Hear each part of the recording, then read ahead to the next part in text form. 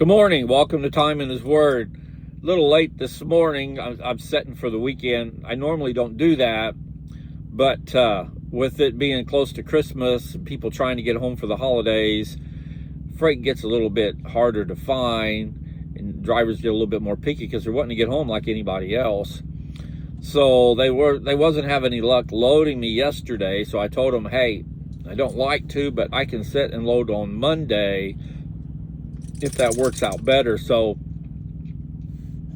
that's what's happening. I got up here to where I got to load at Monday, so I'll end up sitting here. I got in here yesterday afternoon, so today and tomorrow is going to kill me because I hate to sit like this. But the load works out for what I want to do to get home with, so that's the main thing.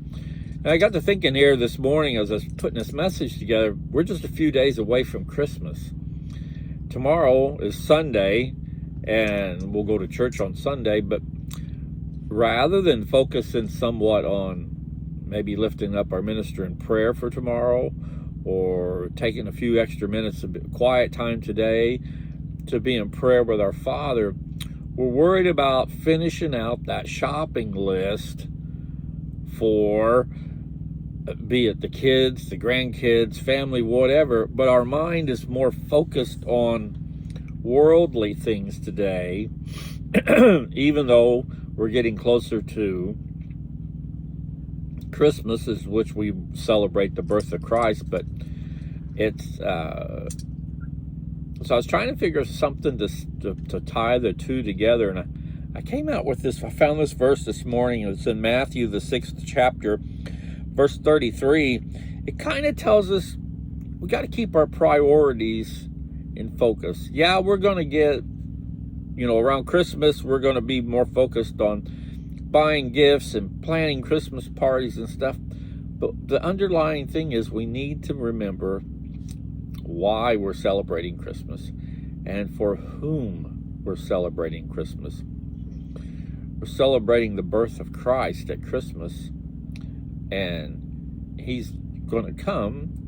The birth of his birth is the purpose of his ministry, is to come, give us an example to live Christ-like, knowing all the while that his sole reason was the cross.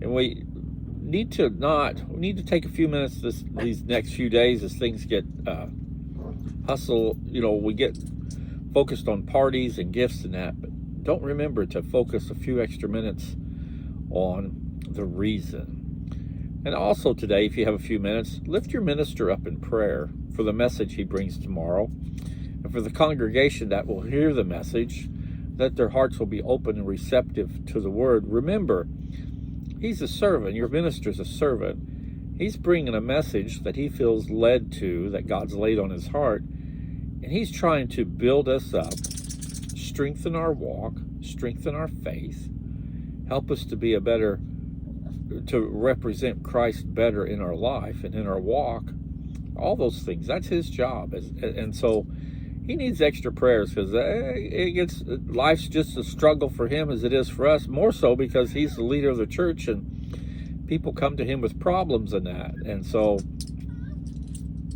a few extra prayers for the minister wouldn't hurt. Matthew the 6th chapter, verse 33 says this: "But seek first his kingdom and his righteousness, and all things will be added to you. So do not worry about tomorrow, for tomorrow will care for itself. Each day has enough troubles of its own." I think that verse this morning is just fits right in with what I'm saying. We're, especially this time of year, and no matter how strong your walk is, we're focused on Christmas parties. We're focused on the gifts we're buying. We're focusing on everything except for Christ, whom we need to be. And so in your quiet time between now and Christmas Day, take a few extra minutes and think about that. Think about that gift that we're going to be celebrating on Christmas Day, the birth of Christ, and what all that means for us. There's a verse, there's another verse I'm going to use. It's a few verses up from this one that I just read. It's in Matthew, the 6th chapter, verse 27. And like I said before, we're worried about making sure that we have the everything just right for if we have a big family get together, for the family meal, just so on and so forth. Matthew the 6th chapter verse 27 says this, "And who of you by being worried can add a single hour to his life?" I've always thought that was a great verse, and it fits today.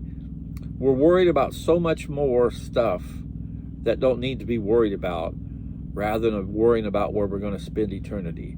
So don't lose focus today, but seek first his kingdom and his righteousness, and all these things will be added to you.